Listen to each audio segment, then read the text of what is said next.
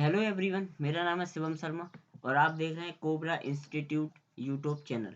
तो दोस्तों, last video में हमने देखा था कि हमारा नेट क्या होता है, मींस नेटवर्क एड्रेस ट्रांसलेशन, और स्टैटिक नेट को हम कैसे सिस्को राउटर पर कॉन्फ़िगर करते हैं। तो आज की वीडियो में हम देखने वाले हैं कि डायनेमिक नेट को हम कैसे कॉन्फ़िगर करते हैं।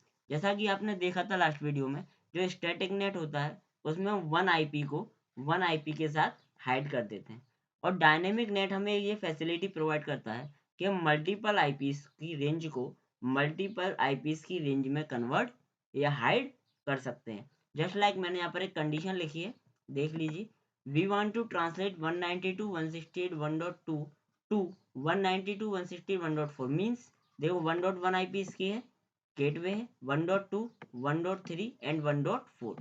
तो इन तीनों आईपीस को मैं किन तीन आईपी में चेंज करने वाला हूँ, 120.20.20.2 से लेके 120.20.20.4 तक। इट मीन्स 120.20.20.2 इस पर आएगा, 20.3 इस पर आएगा, 20.4 इस पर आएगा।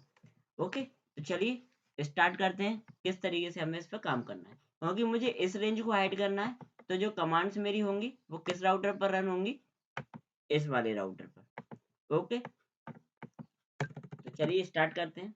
यहाँ पर सबसे पहली command enable for enable mode, कॉन्फ T for global mode.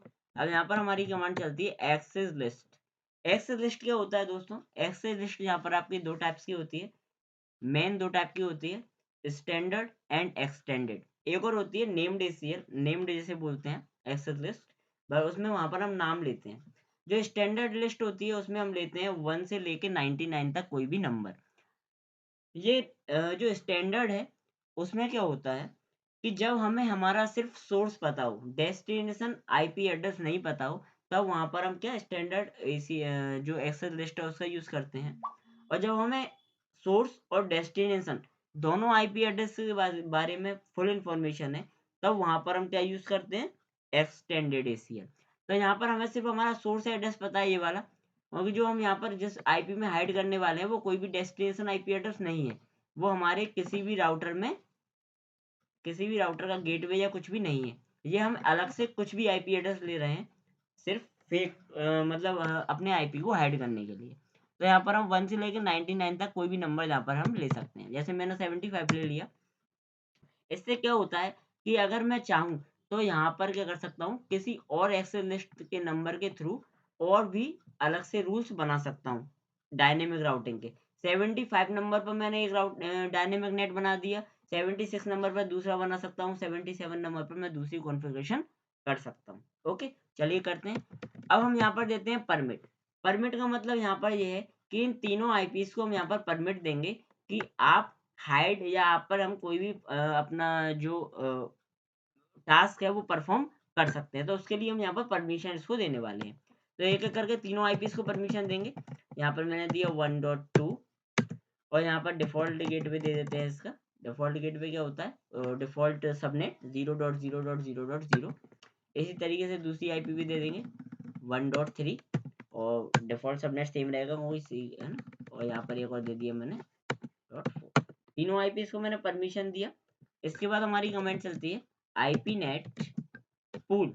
Pool क्या होता है, हमारी लोकेशन का नाम। जैसे ये वाला राउटर मेरा इंडिया का है, तो यहाँ पर मैं इसको इंडिया नाम दे सकता हूँ। ओके, जो पूल हमने यहाँ पर यूज नाम कर दिया वही पूल हमें हर जगह यूज करना पड़ेगा। जैसा आपने मेरी लास्ट वीडियो में एक में देखा होगा, जहाँ पर हम डीएससीपी कॉन्फ़िगर करते हैं, तो वहां पर हम जब डीएससीपी कॉन्फ़िगर करते हैं तो वहां जो हमने पूल नाम लिया होगा वही सेम नाम हमें यहाँ पर भी लेना पड़ेगा। वही पूल का नाम सेम रहता है एक राउटर के लिए। ओके, यहाँ पर अब वो रेंज हम डालेंगे जिसमें हमें इसे हाइड करना है। तो हमारी रेंज क्या आती है, 120.20.2 से लेके 120.20.20.4। ओके, यहाँ पर तीन आईपी हो गई, देखिए 2, 3 और 4। तीन आईपी हो गई और तीन ही आईपी को हम हाइड कर रहे हैं। यहाँ पर 1.5 और होती तो यहाँ पर हम 5 तक बढ़ा देते इसको, तो हमारी 4 आईपी हो जाती। इस पे देखिए क्या लिखेंगे, नेट मास्क। नेट मास्क याद रखें, जो हमने यहाँ पर आईपी दी है इसके अकॉर्डिंग नहीं, बल्कि जो हमारी रियल आईपी एड्रेस है उसके अकॉर्डिंग यहाँ पर हम नेट मास्क देते हैं। तो कौन सी क्लास थी, सी क्लास। तो हमारा नेट मास्क क्या रहेगा, 255.255.255.0 अकॉर्डिंग टू सी क्लास। ये हमने एंटर कर दिया। उसके बाद नेक्स्ट कमांड रहेगी IP net inside source list. Source list number same रहेगा हमारे ऐसा एक्सेस लिस्ट, ये दिया मैंने, यहाँ पर दूंगा मैं पूल क्या दिया था मैंने, इंडिया। ओके, इसको मैंने एंटर किया।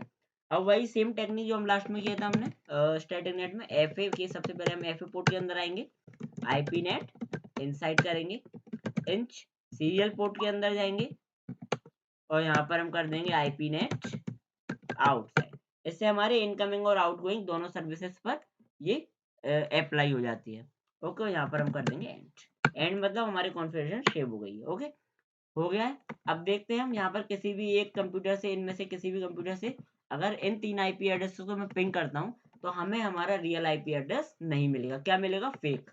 देखते हैं, डेस्कटॉप पर आएंगे, कमांड प्रॉम्प्ट, मैंने यहाँ आईपी दिया 192.168.1.2, इस आईपी को मैंने हाइड किया था, एंटर कीजिए। देखिए यहाँ पर क्या है, 120.20.20.2। इसी तरीके से अगर मैं 1.3 को पिंग करता हूँ, क्या आ रहा है, 20.20.3। 1.4 को करता हूँ तो क्या आ रहा है, 120.20.20.4। अब आप बोलेंगे यहाँ तो हम आईपी डाल ही रहे हैं, तो हमें आईपी बताया, तो आईपी हट करने का मतलब क्या है।